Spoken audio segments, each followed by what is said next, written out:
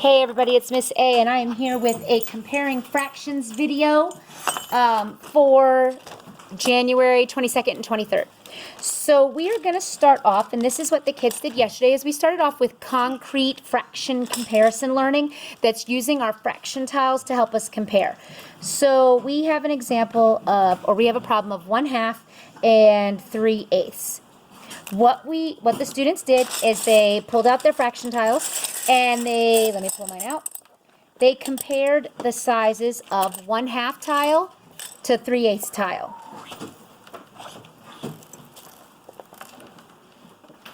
We made sure we lined them up, and once they're lined up, because these come from a fraction set, we're able to compare and see which fraction is bigger. And as you can see, when I compare these two, 1/2 is greater than 3/8, so that would be written this way, because we are using symbols to compare.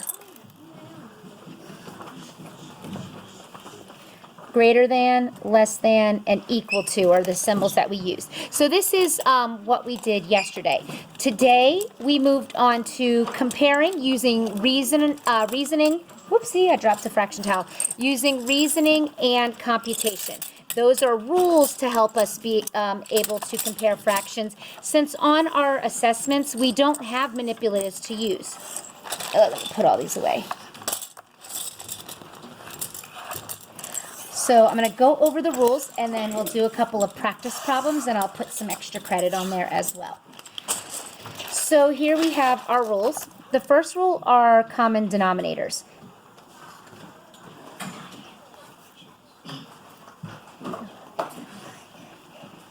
Common denominators. So it's when fractions have the same denominator, and the only thing you do is you look to the numerator. So if there's a common denominator, you look to the numerator. You don't have to worry about this because the pieces are the same. Whichever number's bigger is your bigger fraction. So 4 is bigger. That means 4/8 is greater than 3/8. I'm comparing how many pieces that are eaten because all the pieces are the same. And I'll show you how that works out with drawing out an image. Make sure when I draw my images, I use the same length. Since we're cutting it into eighths, I cut it in half and then cut it into fourths and then cut my fourths in half, which gives me eighths, 4/8, 1, 2, 3, 4, 3/8, 1, 2, 3. The pieces are exactly the same size, so it's just how many pieces were accounted for. Here we're accounted for 4, here accounted for 3. So the bigger numerator is your greater fraction. We also have common numerators.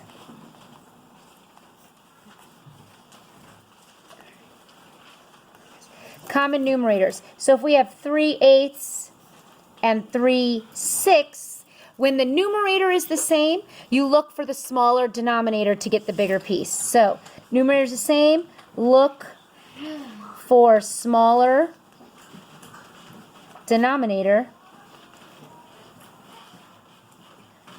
Nominator, to find the bigger pieces, bigger fraction. So I have 3/8 and 3/6. 6 is the smaller, so 3/6 should be the greater fraction. And I can draw it out so you can see how that works out.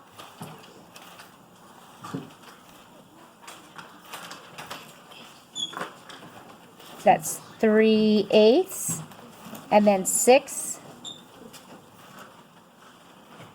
and 3/6, and as you can see, 3/6 is greater than 3/8, so I was able to figure that out. The next strategy is finding common factors.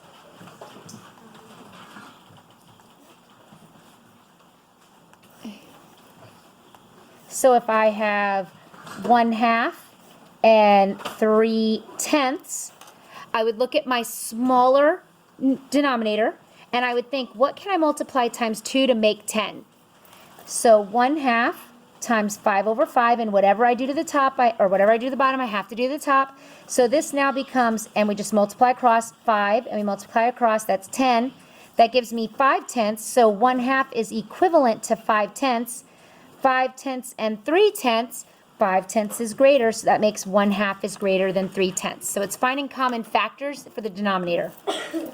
The last one, which is my ultimate favorite because it's usually spot on as long as you know your multiplication, is cross denominator multiplication.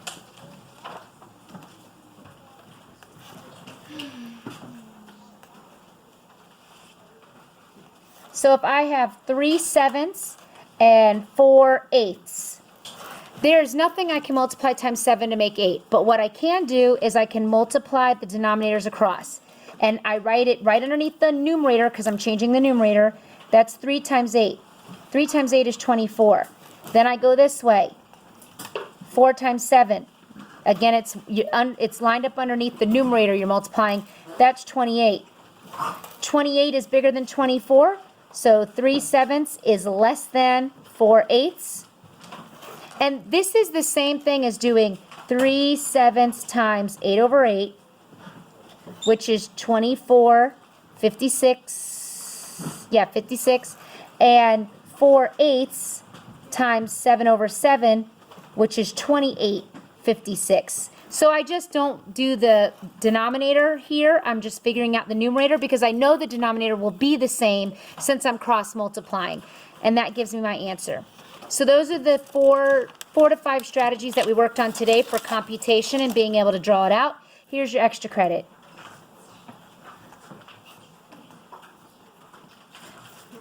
Compare using symbols.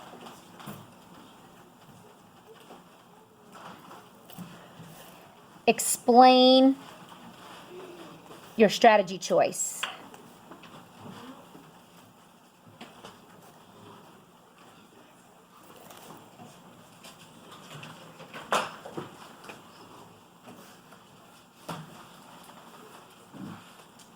Five, 6, and 2/3. That's the extra credit. Thanks for watching, everybody. Have a good day.